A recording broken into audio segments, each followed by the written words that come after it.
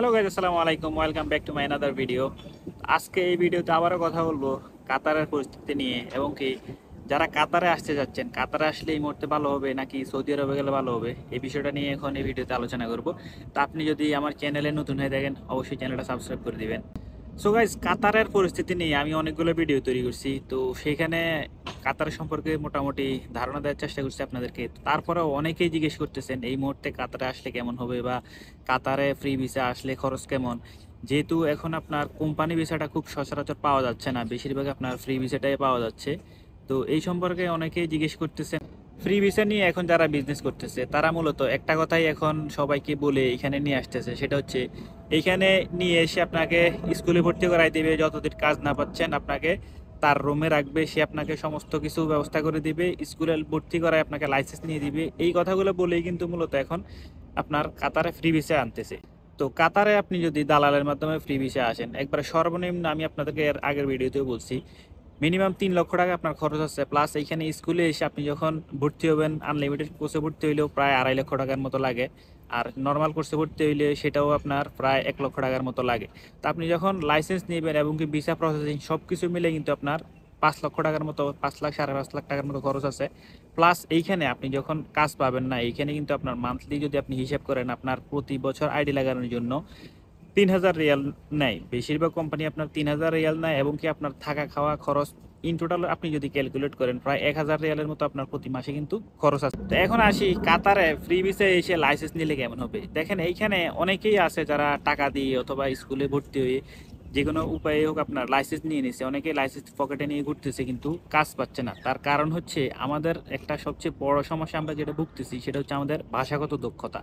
আমাদের ভাষাগত দক্ষতা না থাকার কারণে কিন্তু আমরা এখন ম্যাক্সিমাম জায়গায় কাজ পাচ্ছি না। আর বর্তমানে কাতারে লাইসেন্স নেওয়া কিন্তু অনেক কঠিন। লাইসেন্স নেওয়ার পরেও কিন্তু আপনি যখন নতুন অবস্থা তখন কিন্তু কাজ পাবেন না। হয়তো আপনাকে নিজে গাড়ি কিনে কোনো ডেলিভারি, ফুড ডেলিভারিতে যদি কাজ করেন, যখন এক্সপিরিয়েন্স হবে পরবর্তীতে হয়তো আপনি কোনো ভালো একটা কাজের ম্যানেজ করতে পারবেন। তো এক্সপিরিয়েন্স না থাকলে সহজে কিন্তু কোনো কোম্পানি আপনাকে অ্যালাউ করবে না চাকরি দেওয়ার জন্য।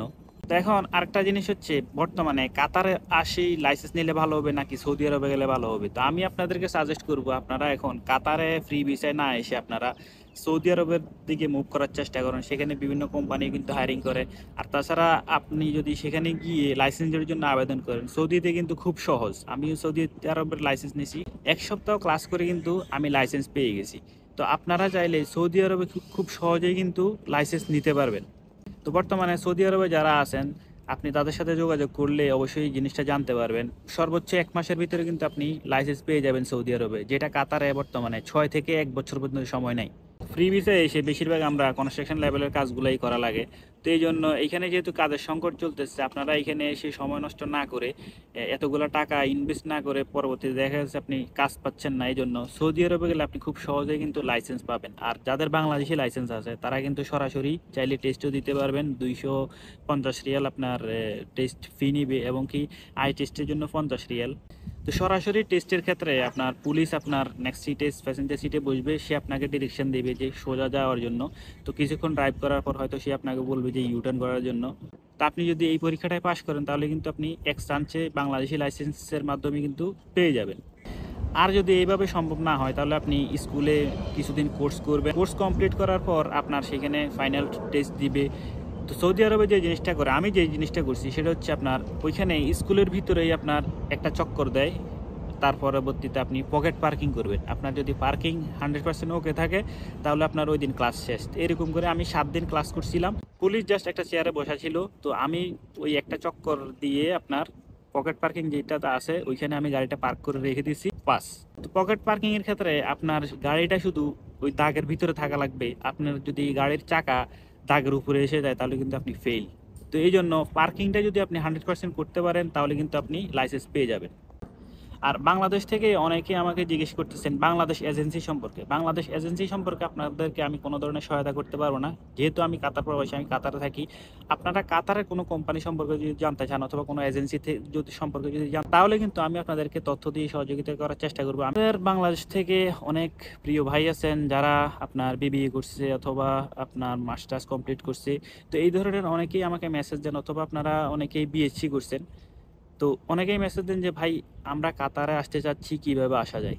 এখন আমি আপনাদেরকে সরাসরি বলি যে আপনারা হাই কোয়ালিফিকেশনের যে জবগুলো আছে সেগুলো সরাসরি কোম্পানির কাজের মাধ্যমে মানে কোম্পানিতে এসে কোম্পানিতে কাজ করবেন এই ধরনের বিষয় যদি পান তাহলে আসেন, কিন্তু ফ্রি ভিসায় এসে আপনি এইখানে আপনার কোয়ালিফিকেশন দিয়ে জব এখানে প্রায় এটা সোনার হরিণের মতো হয়ে গেছে। আপনারা মানে খুব সহজে এটা পাবেন না, যার কারণে সরাসরি বাংলাদেশ থেকে যদি আপনি কোম্পানির ব্যবস্থা করে আসতে পারেন সেটা আপনার জন্য বেস্ট হবে। আর অনেকেই বলতেছেন যে কম্পিউটার কাজের চাহিদা কেমন। দেখেন আরব গালফ কান্ট্রিগুলোতে আপনি যেখানে যান না কেন, আপনার যদি অ্যারাবিক নলেজ না থাকে তাহলে কিন্তু আপনি এই সেক্টরটাতে খুব ভালো কিছু একটা করতে পারবেন না। আপনার এই যে টাইপিং সেন্টারগুলো যেগুলো আছে সেগুলো কিন্তু খুব ভালো স্যালারি দেয়, 3 থেকে 4 হাজার রিয়াল স্যালারি দেয়।